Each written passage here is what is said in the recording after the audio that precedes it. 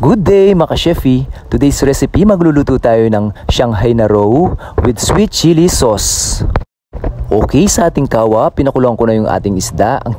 Isdang roe ang tawag dyan mga ka-chefy. Himayin na natin.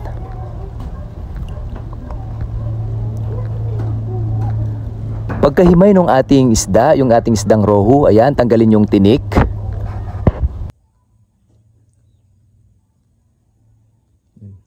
Season natin ng konting rock salt. Haluin lang natin mga ka-chefy. Then ilagay na natin yung ating konting toyo. Haluin ulit natin mga ka-chefy. Sa ating kawa, mag-isa na tayo ng mabangong bawang, sibuyas at luya. Then ilagay na natin yung ating nahiwang carrots. Sunod na natin ilalagay yung ating nahiwang patatas. Ngayon ilagay na natin yung ating nahimay na isdang roe. Ilagay na rin natin yung ating sliced celery. Yan, season pa natin ng konting salt to taste. Then ilagay na natin yung ating pampalasa and crushed black pepper. Haluin lang natin mga ka-chefy.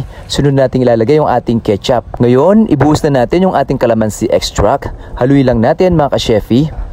Pag medyo lumamig na yung ating Shanghai mixture, gamit ang ating lumpia wrapper, kuha tayo ng small amount ng ating mixture. Then balutin lang natin mga ka-chefy. Yan, i-roll lang natin mga ka-chefy. At i-secure lang natin ang ating harina na may tubig. Ayan, i-roll lang natin mabuti mga ka-chefy.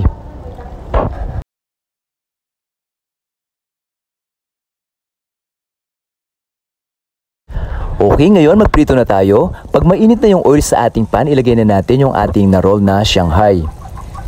Okay, prituin na natin mga ka-chefy. Prituin lang natin yung ating Shanghai hanggang sa mag-golden brown. Ayan, ngayon hanguin na natin mga ka-chefy. Ilagay lang natin sa ating brown paper o tissue para matanggal yung excess oil. Para naman sa ating sweet chili sauce, ilagay na natin yung ating nahiwang bell pepper and garlic. Then ilagay na natin yung ating vinegar. I-blendan lang natin mga ka-chefy hanggang sa mag-well blend or maging pino yung ating mixture. Then ilagay na natin yung ating vinegar sa ating kawa. Ilagay na natin yung ating tubig. Then ilagay na natin yung ating na-blend na mixture. Sunod natin ilalagay yung ating salt and sugar. Ilagay na rin natin yung ating ketchup. Haluin lang natin mga ka-chefy. Ngayon, ibuhos na natin yung ating slurry, kombinasyon ng tubig at potato starch. Pwede rin namang cornstarch and all-purpose flour. Yan, kung ano available mga ka-chefy. Haluin lang natin hanggang sa makuha natin yung right consistency ng ating sauce. Ayan, luto na yung ating sweet chili sauce. Ready to serve na yung ating Shanghai na roe with sweet chili sauce. Ayan, mekeni, manyaman. Tikman na natin yung ating Shanghai na roe. Ayan, kanyama na po mga ka-chefy.